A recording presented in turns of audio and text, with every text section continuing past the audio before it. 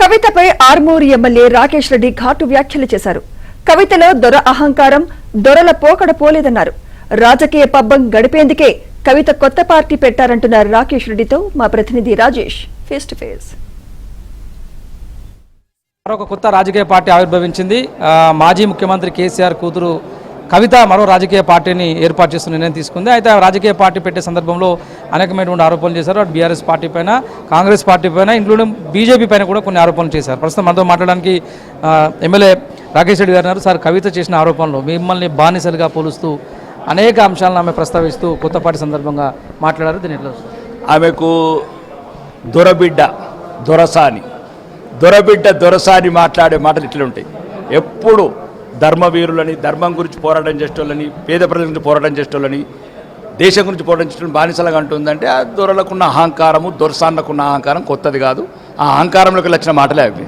కాబట్టి బీజేపీలు ఎప్పుడు కూడా వీరులే ఉడతారు. ఛత్రపతి శివాజీ స్ఫూర్తి నింపుకున్న వీరులు, మహారాణా ప్రతాప వీరులు తప్ప వాళ్ళ కుటుంబాలక్క తెలంగాణని బానిసలు చేసుకున్న కుటుంబంలాగా ఉండరు. ఇక్కడ కవిత కొత్త రాజకీయ పార్టీ పెట్టింది, ఎట్లా చూస్తారు?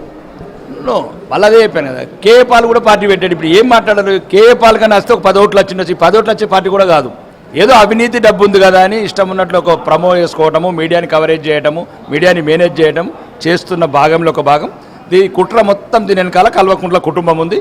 దీని వెనకాల మొత్తం ఎవరైతే టీఆర్ఎస్లో ప్రధాన పాత్ర పోషించారో ఈ 10 ఏళ్ళ అధికారంలో ఉన్నప్పుడు లక్షలాది కోట్ల అవినీతి చేసినారు, వాళ్ళని ఎవరెట్లా ప్రజలు నమ్మేటట్టు పరిస్థితి లేరు. కాబట్టి ఒక మహిళ కాబట్టి మహిళను ఎన్కరేజ్ చేసుకుందామని ఆ రూపంలో వీళ్ళు ప్రయత్నం చేస్తున్నారు. పార్టీ పేరు కూడా సేమ్ ఉండే విధంగా కూడా ఆమె నిర్ణయం తీసుకుంది. టీఆర్ఎస్ని పోలి ఉన్నట్లుగానే టీఆర్ఎస్ తెలంగాణ రాష్ట్ర సమితికి బదులు తెలంగాణ.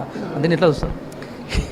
ఈ పులిని చూసి నక్కవార్తలు పెట్టుకున్నట్టు. ఇంతకుముందు మేము చిన్నగా ఉన్నప్పుడు నాగేశ్వరరావు దేవదాస్ ఒక సూపర్ హిట్ అయిండే.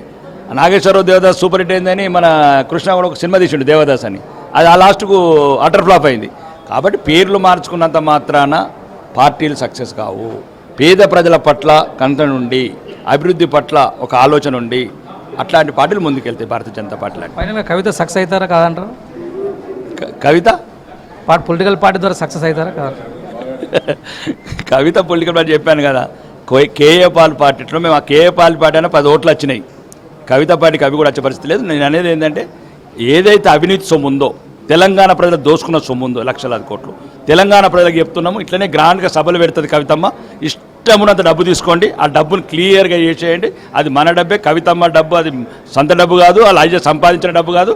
వాళ్ళ అయ్య, వాళ్ళ అన్న, వాళ్ళ బావ, మన అక్క అలియాస్ అమ్మ దోసుకున్న డబ్బు తెలంగాణ ప్రజలు. కాబట్టి తెలంగాణ ప్రజలు ప్రతి మీటింగ్ కొండి ఉన్నాయన్నీ ఖాళీ చేయండి కదా, అప్పుడు కవిత పని కలాస్. మొత్తం మీద కవిత చేసినటువంటి కామెంట్స్ ఏవైతే ఉన్నాయో, తెలంగాణ బీజేపీ ఎంపీలు బానిసలు అంటూ చేసినటువంటి వాక్యాలను భారతీయ జనతా పార్టీ చాలా తీవ్రంగా పరిగణిస్తుంది. ఇవి దొరల అహంకారానికి నిదర్శనమైనటువంటి వాక్యాలు తప్పితే ఇంకోటి కాదు. గతంలో కేఏ పాల్ కూడా రాజకీయ పార్టీ పెట్టి ఎలా అబాస్ పాలయ్యారో ఇప్పుడు కూడా కవిత కూడా అదే తరహా విధానాన్ని కూడా చూడబోతుంది. తెలంగాణ సమాజం అంతా కూడా ఆమె ఇచ్చే డబ్బులు తీసుకొని ఓట్లు మాత్రం బీజేపీ పార్టీకి వేయండి అంటూ కూడా చెప్పే ప్రయత్నం చేస్తున్నారు. ఓటు చూడు.